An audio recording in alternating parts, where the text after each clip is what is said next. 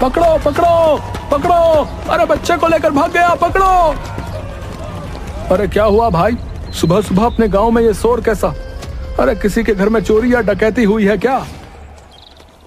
नहीं भाई, ध्यान से सुनो, लोग ढोल नगाड़े पीट रहे हैं, शायद कोई जंगली जानवर हो। पंडित ज्ञानचंद उधर से ही आ रहा है, आओ उसी से पूछते हैं।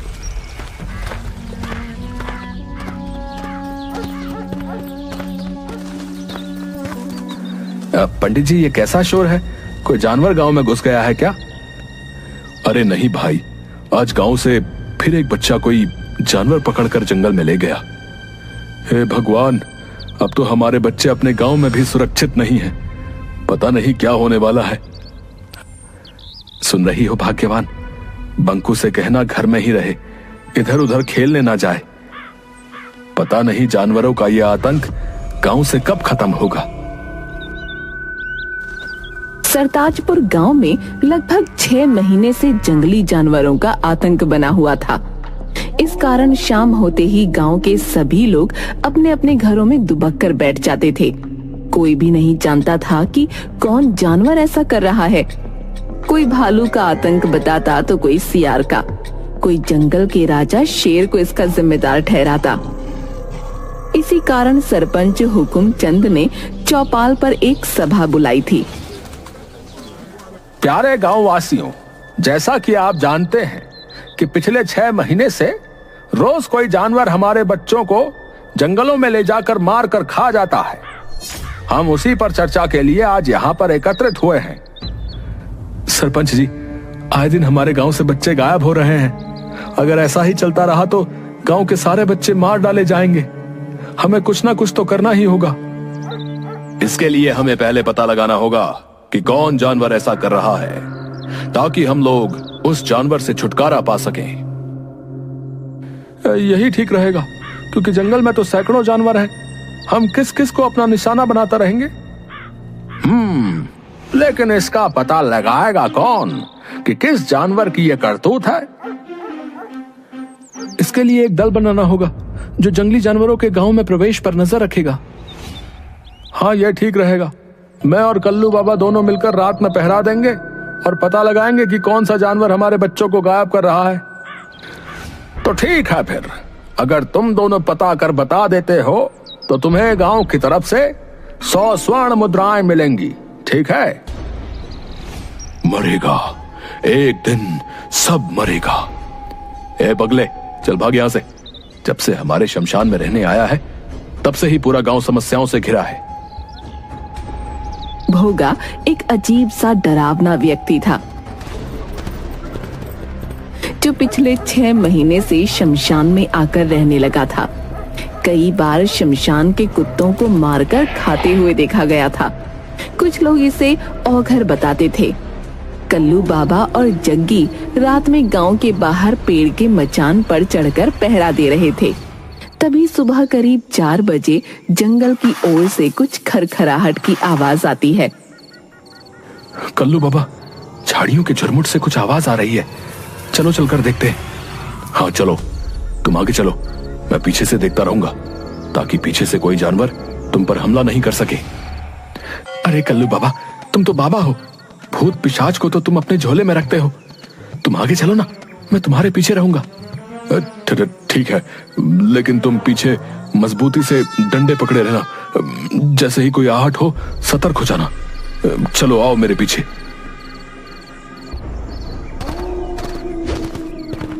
भूत पिशाच निकट नहीं आवे, महावीर जब नाम सुनावे।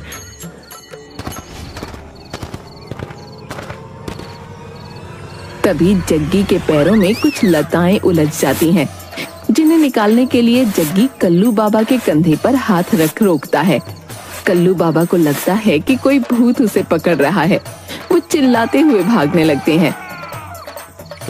भूत भूत भूत, बचाओ बचाओ।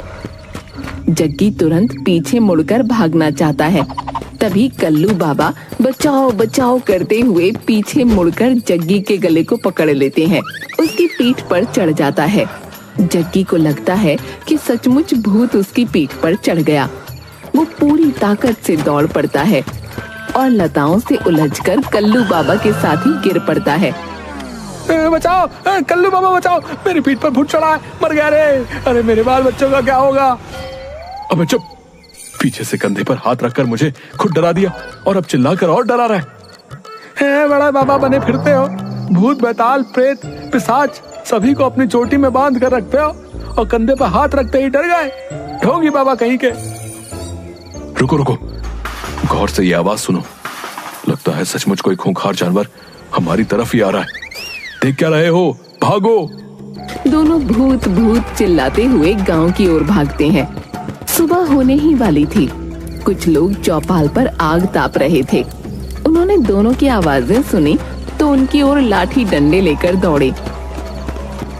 बचाओ बचाओ, भागो भागो, पीछे भूत आ रहा है। अरे कौन सा भूत? अरे कैसा भूत भैया? तुम्हारे पीछे तो कोई नहीं है। अरे है, अरे सुनो आवाज सुनो, वो इधर ही आ रहा है, भागो। आवाजें लगातार बढ़ती ही जा रही थीं। सभी डर के मारे अपने अपने घरों में बंद होकर सहमे हुए खिड़की से देखने लगते हैं। तभी बंकू अपने घर से एक डंडा लेकर बाहर आता है। बेटा घर के अंदर आजा, देखो ना जी अपना बंकू बाहर चला गया है। अरे बेटा बंकू अंदर आजा, देख बेटा सभी लोग अपने अपने घर के अंदर हैं। नहीं पिताजी, हमारे कई दोस्त गायब हो गए हैं। आज हम भी देखेंगे कि कौन है जो हमारे गांव के बच्चों को गायब कर रहा है। मरेगा, सब मरेगा। तभी उधर से जुगनू की आवाज आती है। बंकू, अरे भैंसिया का रस्सी पकड़, अरे आधे घंटे से पूरा गांव दौड़ा रहा है। बंकू भैंस की रस्सी पकड़ लेता है। भैंस के पैर के पीछे एक बाल्टी फंसी हुई थी, जिसके ईंट पत्थर से टकराने से आवाज निकल रही थी। भैंस तो मैं द्वार पर बांध कर आया था, फिर ये खुली कैसे? वो माँ ने कहा कि बाहर भैंस को ठंड लग रही होगी, उसे गौशाला में बांध दो। भैंस बिदक कर भागने लगी, भागते हुए उसके पैर में बाल्टी फंस गई। जग्गी और कल्लू बाबा, है? तुम लोगों के डरपोक होने के कारण आज पूरा गांव भयभीत हो गया भाई। वो तो बंकू ने बहादुरी दिखाई, लेकिन बात तो यही है कि आखिर बच्चों का शिकार कौन कर रहा है? तभी सेठ मंगत लाल रोते रोते आता है। सरपंच जी, मेरा बेटा सुधीर घर पर नहीं है। नौकरों ने बताया कि सुधीर को शेर दबोच कर ले गया है जंगल की ओर। हाय मैं लुट गया, हाय मैं बर्बाद हो गया, मेरा इकलौता बेटा। धैर्य रखो मंगत लाल, धैर्य रखो, हम सभी उसी का उपाय ढूंढने के लिए यहाँ इकट्ठा हुए हैं। सुधीर मेरा भी दोस्त था, हमें उसे ढूंढना ही होगा। बंकू घर में बिना बताए जंगल की ओर चल देता है।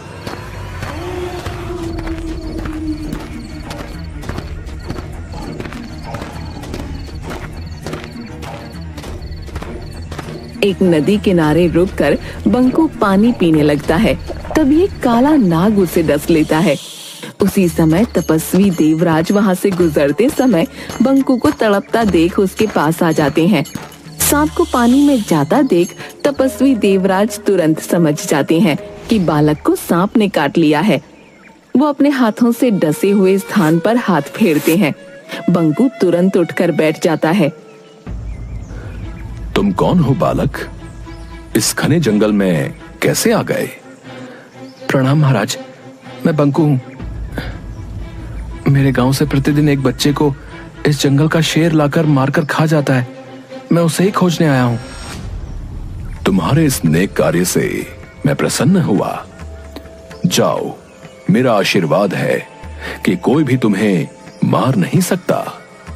जानवर के सामने तुम में उससे 10 गुना शक्ति आ जाएगी। बंकू वहां से चलकर शेर की गुफा के सामने उसके गांव के बच्चों का बहुत सा कपड़ा पड़ा दिखाई देता है। वो जोर से चिल्लाता है, बच्चों का शिकार कर खाने वाले कायर शेर, बाहर निकल। दम है तो मुझसे मुकाबला करके दिखा। अबे पिद्दी बालक, भाग जा यहां से। शायद तू मुझे नहीं जानता। मैं कायर नहीं, मैं जंगल का राजा शेर हूं। जा, इस गलती के लिए मैं तुझे माफ करता हूं। जा अपने गांव लौट जा। अच्छा, तो अभी भी बड़ी बड़ी बातें निकल रही हैं। क्या राजा का यही काम है कि निरीह बच्चों को चुपके से उठाकर ले आए और उसे खा जाए। एक बार कह दिया ना कि मैं ऐसे कायरों वाले काम नहीं करता।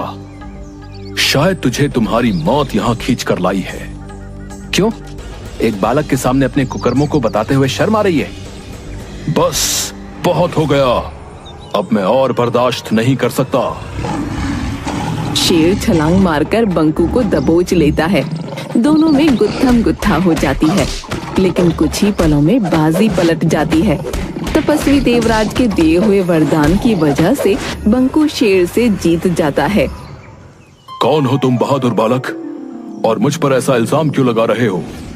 मैं सरताजपुर में रहता हूँ, जहाँ से तुम कल भी मेरे दोस्त सुधीर को दबोच कर ले आए हो, जिसका प्रमाण तुम्हारी गुफा के सामने पड़े कपड़े हैं। हाँ, इसको तो मैंने भी देखा है, पर ज्यादा ध्यान नहीं दिया। शेर तुरंत अपने गुप्तचर सियार को बुलाता है। गुप्तचर सियार, पता करो कि कौन मेरी गुफा के आगे ऐसी घटिया काम करके कपड़े फेंकता है।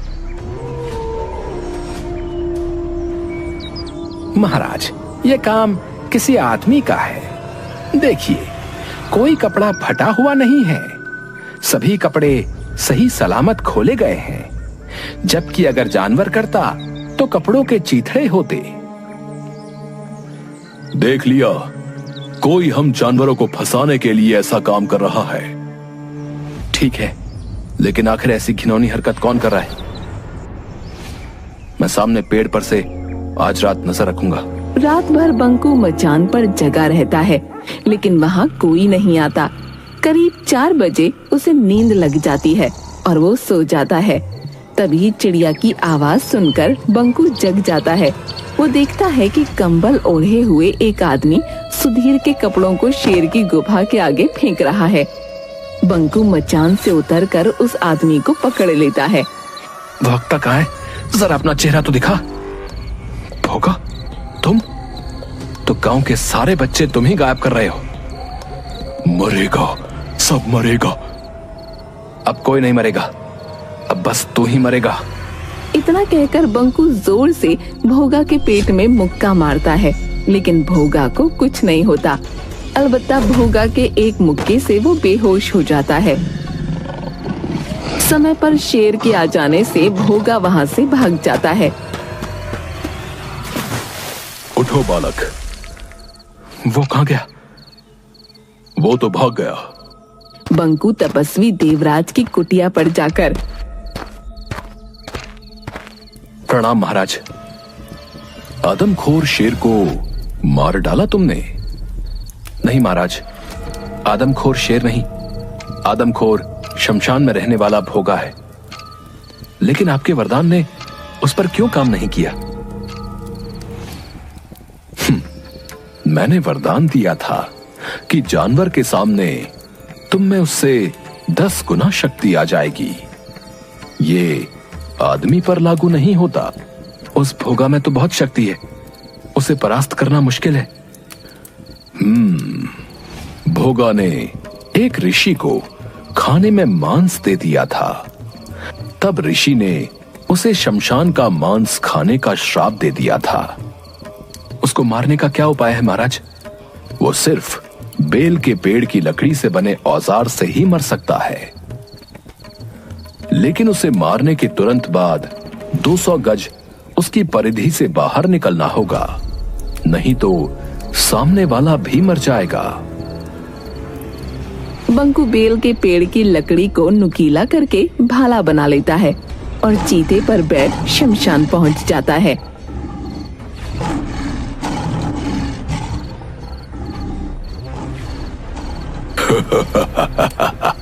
आ गए, आज तेरी मौत तुझे यहाँ खींच लाई है।